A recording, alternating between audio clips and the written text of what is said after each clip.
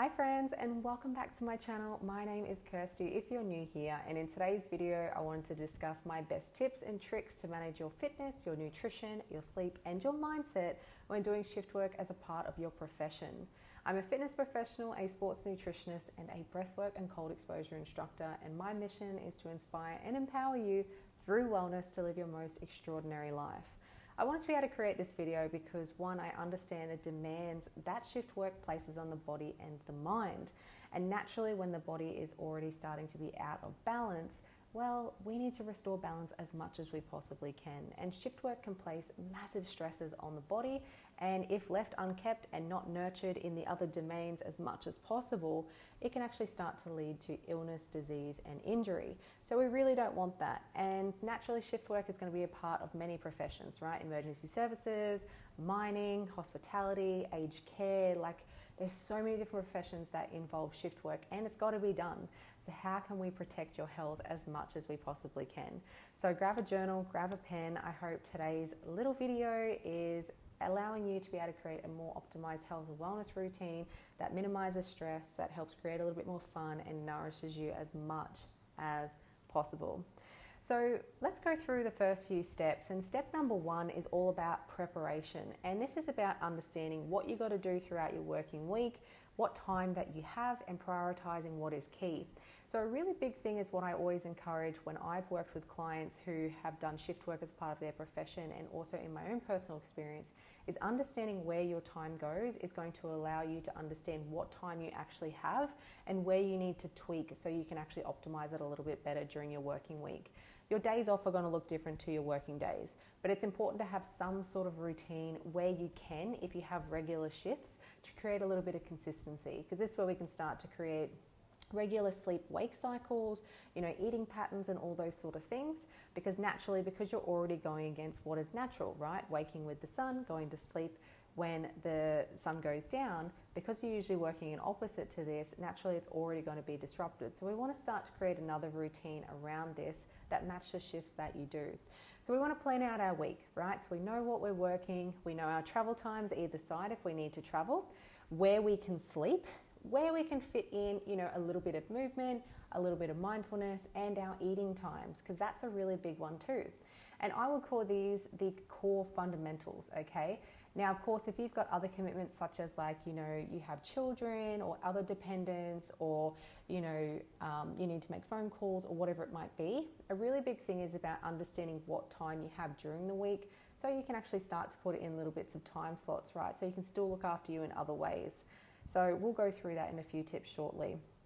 But what I recommend is to write out all your shift times, write out your travel times, write out times that you have to eat, times you can move your body, and then also whatever other free time that you might have. Now, depending on the length of your shifts is going to impact this greatly. So a lot of the clients that I personally work with work 12 to 12 and a half hour shifts.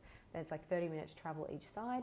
That actually doesn't leave people with a lot of time either side. So it's about understanding what time you have, and then that way we're actually able to create a plan from there. So for example, you've mapped out your week, your priorities, where you can fit in your mindfulness and all those sort of things.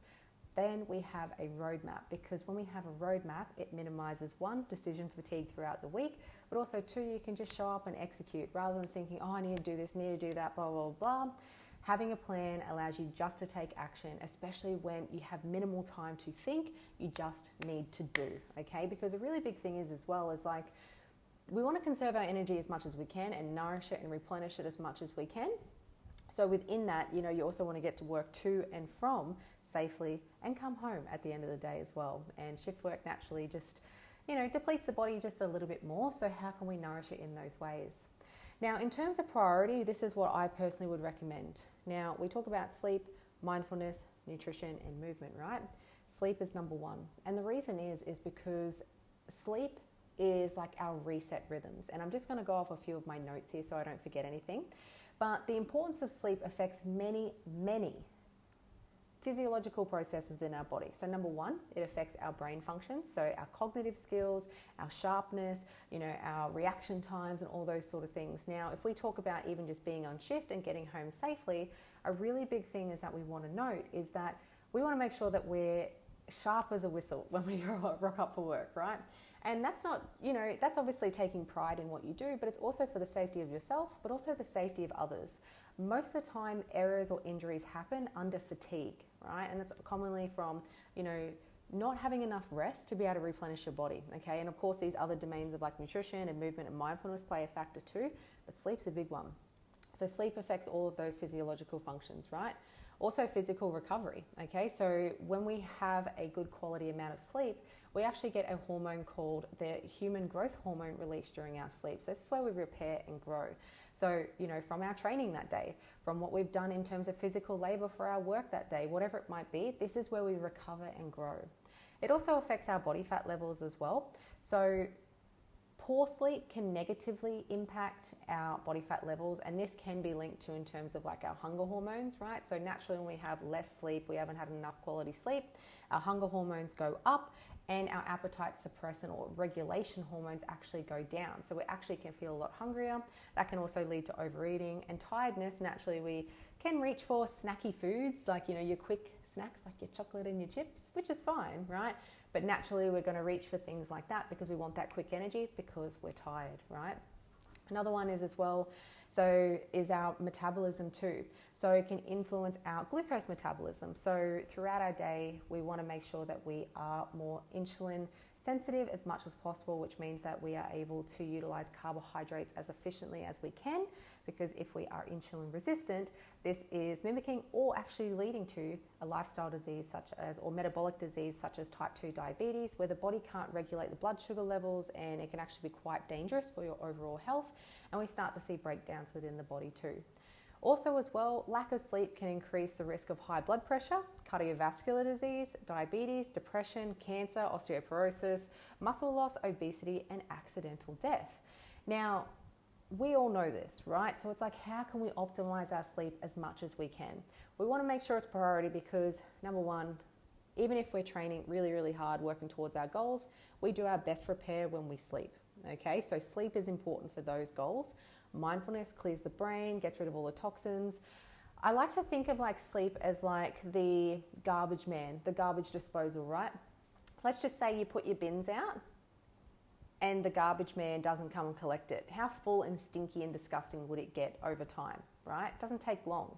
So we want to think about quality sleep as much as we can as like the garbage disposal. It comes in, cleans everything up, and poof, off we go, reset, here we go again, right? Because we accumulate toxins and everything throughout our day.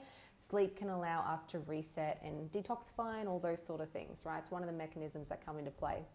But sleep plays a factor in everything, right? So we want to make sure that we can focus on that as number one. So when you're planning out your schedule, you've got your work shifts, you've got your travel times, where do you fit in around 7 to 9 hours sleep where you can, okay?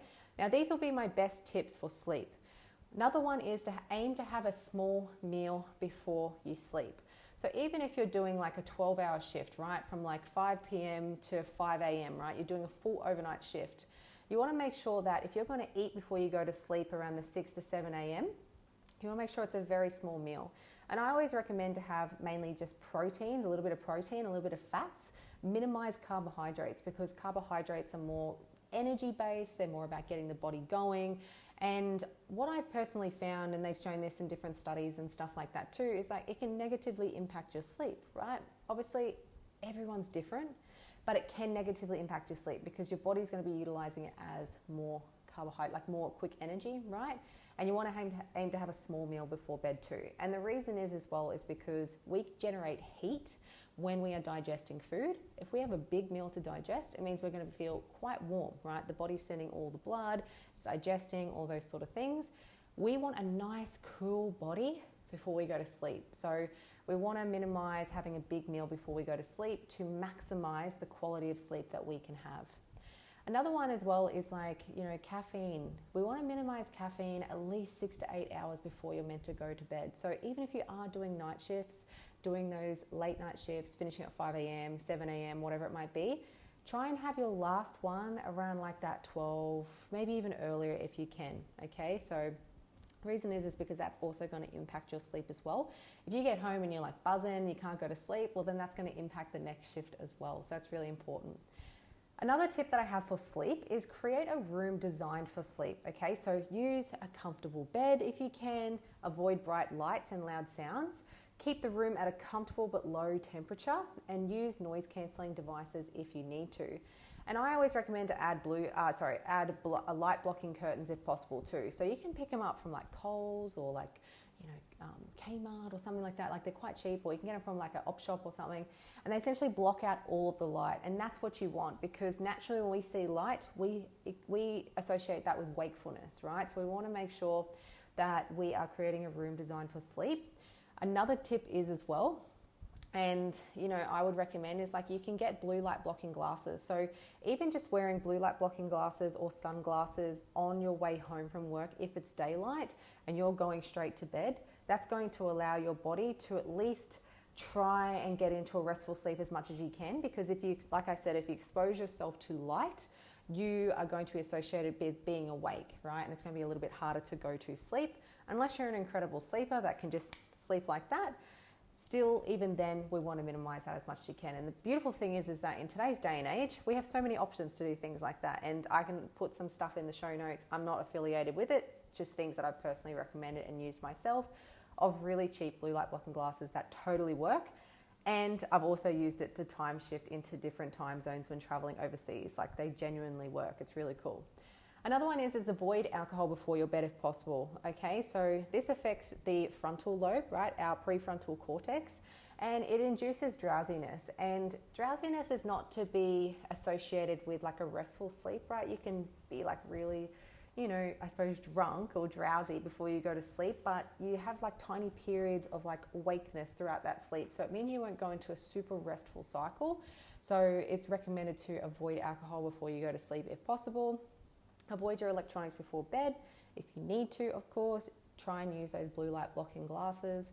And then also create a sleep ritual. So if you have a regular routine, it's like, cool, well, when you finish work, you put your glasses on, you're driving home, you listen to relaxing music, you get home, you have yourself a cup of tea, you have a nice warm shower, you pop the aircon on, and then off to sleep you go, right? It could be anything like that. You just want to create some sort of ritual. So when you're planning out your week, sleep will always be the number one priority, okay? Because it affects so many functions, and often sleep is skimped upon when you're on the pursuit of like goals. So like, let's just say you've got a health and wellness goal, which, just because you do shift work doesn't mean it should be impacted. But often a lot of the times people try and pursue a goal and they think that, less sleep is better if they're exercising more or things like that. But we do our greatest repairing when we sleep. So sleep is actually most important. And then it's about utilizing the time that you do have with your training to make that the most potent that you possibly can. So that leads me to my next point, is talking about fitness. Now, fitness is something that I highly recommend for anyone doing anything, because it's a necessity for life. And, when we talk about in terms of shift work, often naturally, because you are working with like an unnatural rhythm of life, right, going against the, the light-dark cycle for our natural sleep and wake cycles, it's really, really important to note that it can make things a little bit more challenging, okay? So naturally, because it's going to be a little bit more out of balance, it might make things a little bit harder, okay? But it's always different for every single person. But something to note is that I always recommend, and this is the same with people who also work any sort of shift, you got to work with the time that you do have, right? Sleep should always be number one, numero uno, okay? Number two, we can look at, okay, what fitness can we do? Okay, so let's just say you're working 12-hour shifts overnight. You've got 30 minutes travel each side. That's 13 hours, right? You want to sleep around 7 to 9 hours, okay? Maybe let's just say you aim for 8 hours when you're out there, but it doesn't leave you with much time, okay? So what a good coach will do if you're working with a coach, but also if you're just programming something for yourself, is what's the minimal effective dose, okay? The body doesn't know how many sets or reps that you are doing. It only knows the effort and the stress that you are placing on the body. So what I would recommend in these times is that you want to periodize it for sure, but when you're got your work shifts on and you've got minimal time, do the minimal effective dose, do more higher intensity training where you're really like applying yourself, or even just like focusing on specific strength training or whatever it is that your goals are, but work within the times you have, right? So let's just say you only got really 45 minutes to get in, get out, do a warm up and a cool down. Okay, cool. Well, your session should be focused on getting the most out of that workout. It doesn't mean like busting your ass every single session, but it's about applying it to your goals. So like, for example, what you could focus on, and this is something that I've done with a client before, is like they had specific strength goals and running goals, But when they're out at work and when they're away and they've got minimal time, those sessions are shorter. They're either maintenance sessions, or they are either really short and potent sessions to be able to focus on a specific thing. So there's so many different things what you can play with, but I always recommend to work with what time you have and make it potent in that aspect. And potent can also be like, cool, when I'm out at work, that's like my maintenance and recovery sessions because my work is so intense, but on my days off, that's when I go pedal to the metal, right? You can periodize it so many different ways. And personally, like, I'll leave majority of my bias out of things, but one thing that grinds my gears about coaches is that they give a stock standard cookie cutter program for those who, when they're working, the same amount of time as what they need to do on their days off, but their sleep is impacted. And I see people go downhill. Their mood imbalances, they call in sick, they're impacted at work, fatigue management, like all these things. A great coach will work with the time you have. And that's why I love it when coaches actually listen to their clients. That's something that I personally do, not to toot my own horn, but you've got to work with what the person has, because we look at sustainability over just a short period, right? They're like, people just push through the pain, but things build up over time, right? What's sustainable? Look at the bigger picture, and a great coach will help you pace it out and still help you reach all of your goals and beyond with the time that you have. So when you talk about your fitness, you want to make sure that it's like the minimal effective dose. You don't need to do above and beyond every single session, right? Have it periodized to whatever your work cycle is, okay? Next one is nutrition.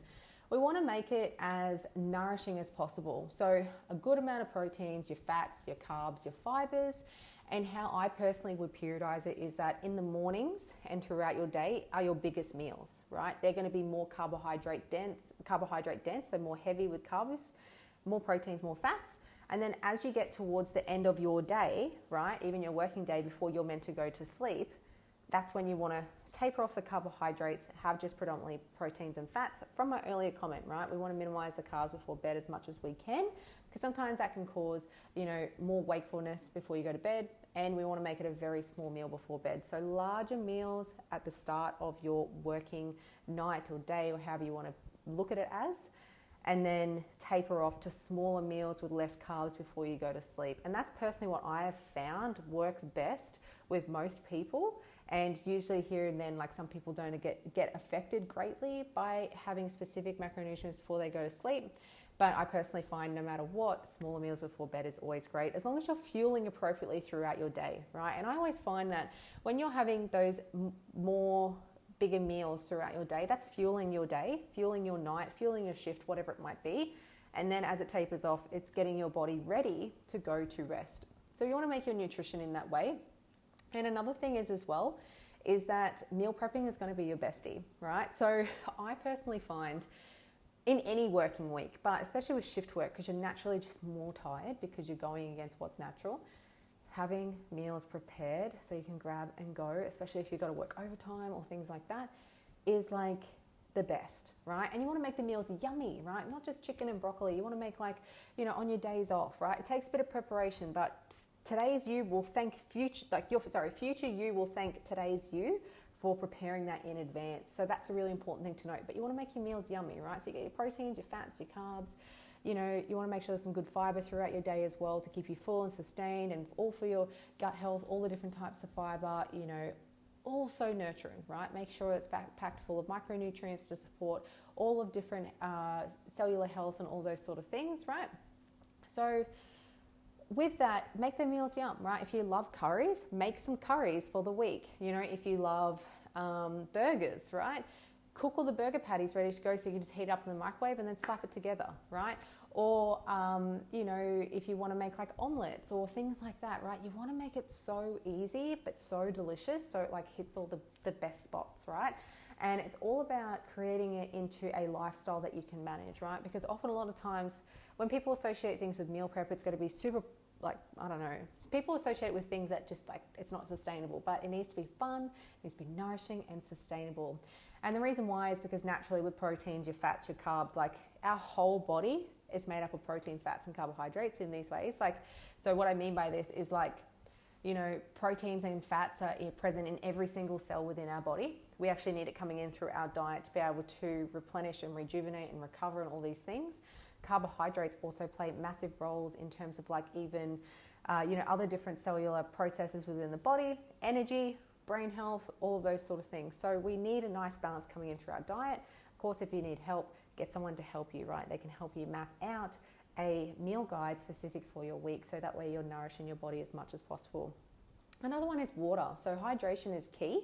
Now, I always recommend that, when you're drinking water, we want to be aiming for around, like, on average 2.2 liters per day. So on average, that has been shown about how much we lose, right? So we want to have a minimum of about 2.2.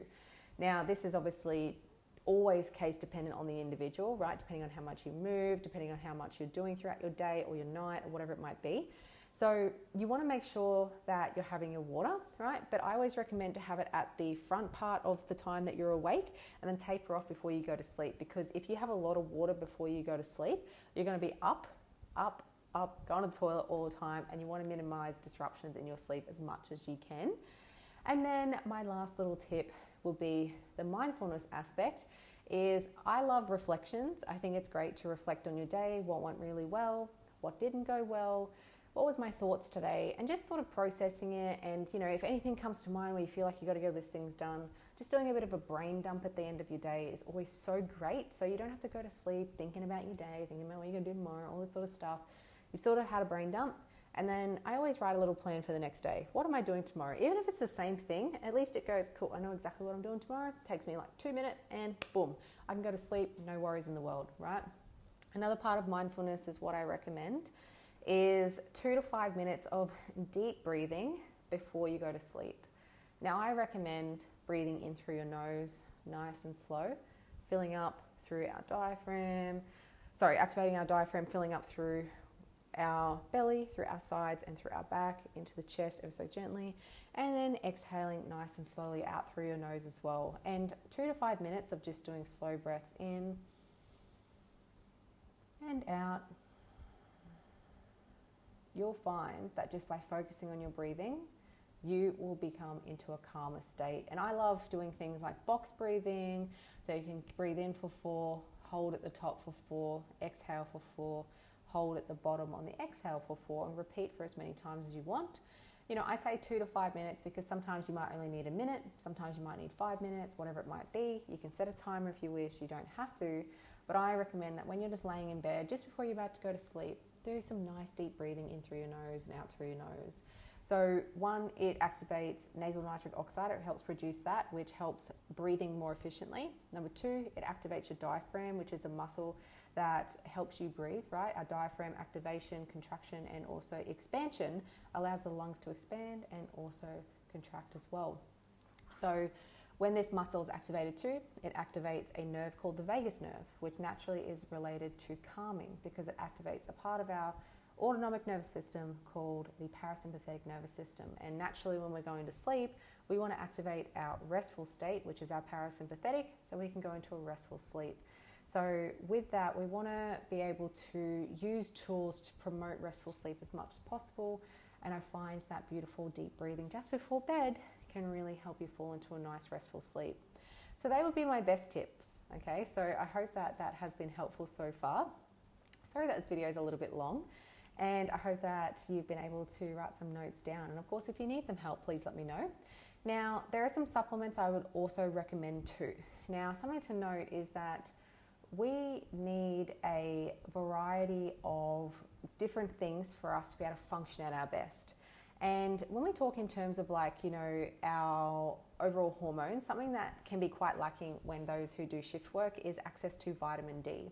Now, vitamin D is important because it keeps our bones healthy, it allows us to be able to fight infections, reduces inflammation, reduces the risk of heart disease and other chronic illnesses, it reduces depression symptoms, and also aids in weight management. When it's deficient, it can negatively affect all these sort of things. So naturally, when we get exposed to the sun, we actually get some vitamin D through the UVB rays from the sun. But if we're not exposed to it because we're doing night shifts or whatever it might be, and we don't see the outside world because we're trying to rest throughout the day, that can cause a deficiency within the body. So within that, if we don't have the opportunity to expose ourselves to something you can do is supplement through vitamin D, and also ensure your diet is rich in vitamin D foods such as like oily fish or egg yolks, or vitamin D infused mushrooms, which is super cool. And yeah, having that vitamin D supplement can be really, really great. Now, another one that I wanted to recommend too is magnesium. So magnesium is something that's really important because it helps restore healthy bodily functions at times of stress. And naturally, when you're working through rhythms that aren't natural for your body, it places a lot of stress on the body, right? And too much stress is not great. Some stress is okay, right? Because we need stress to grow and evolve, but if it's chronically there over time, it can start to create the environment for disease, illness, and injury, which is what we don't want, okay? So magnesium can really, really help restore healthy bodily functions when at times of stress. And it's also important because when it supports our energy and our energy demands, this can help minimize fatigue and also help minimize the choices to like poor lifestyle food choices or things like that. So we can actually find magnesium in foods such as like broccoli and leafy greens, seeds and nuts such as almonds, sunflower seeds, sesame seeds, and cashews, legumes, unprocessed whole grains, and cheese, yogurt. So with that, we want to make sure that we're having a healthy dose of magnesium. And of course, if we aren't getting it through our diet as much as we can also support it in terms of supplements too. And what you'll notice is that it'll be more healthy functioning of your nerves, promoting your better sleep, helps stabilize and regulate your mood a little bit better, aids in better digestion, regulating your blood sugar levels, and thermoregulation too, that's a big one, and also controlling your stress response too. So low magnesium levels in the body have been linked to diseases such as osteoporosis, high blood pressure, clogged arteries, heart disease, diabetes, and stroke. So it's just important to be aware. We want to be able to look after ourselves as much as we can. Now, other supplements that I'd also recommend is like your zinc, okay? So zinc is something that can be really beneficial. It's essential for our immune function, hormone production, and cognitive health. All these things are crucial for those facing irregular sleep patterns, and also high stress. So I say this a lot, shift work definitely places a lot of stress on the body. So there's a few different types, which I'll pop it in the show notes below as well. And then omega-3s. So omega-3s is definitely so important for our cognitive function, so our brain function, our awareness, our sharpness of like when we are doing anything throughout our day-to-day, our heart health, and inflammation regulation, okay? So naturally, when we have disrupted sleep patterns, that can impact our mood, so causing negative moods. It can impact our mental clarity. It can impact our cardiovascular health. So omega-3 fatty acids can actually really support brain health, improve our mood, enhance cardiovascular function, and also help with regulating inflammation. So reduce not so great inflammation within the body and within the brain, which is great. So with that too, we want to have a nice dose of omega-3s coming in. That can come in through supplements, but also through our diet too. So different types of fibre can help with the omega-3 fatty acid production, which is really great. But also coming in through our diet, like the oily fish, like our salmons and tunas and sardines and stuff like that. All of these sort of things, and chia seeds and flax seeds can contribute to omega-3s within our diet, which is great. And also creatine. So creatine can actually be really beneficial for our cognitive function, help reduce fatigue, and increase our energy levels, which is really great. So we're actually able to, support the body in one, helping that there is enough water coming into the cells. It can also help with our strength. It also help with our recovery, which is only going to help with our physical and mental performance throughout our day-to-day.